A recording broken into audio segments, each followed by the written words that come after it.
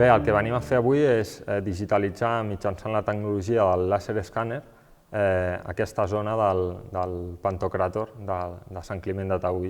El que farem són unes posicions d'escaneig que el que faran és recollir aquest entorn en 3 dimensions i tindrem coordenades geogràfiques de tota la superfície de l'element aproximadament cada 3 mil·límetres, obtenint un model 3D de tot aquest element, amb molta precisió i molt de detall.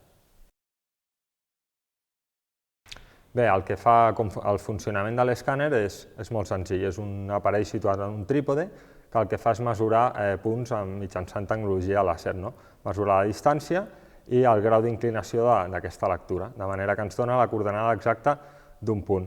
I això ho fa d'una manera massiva, a molt alta velocitat i captura 1 milió de punts per segon.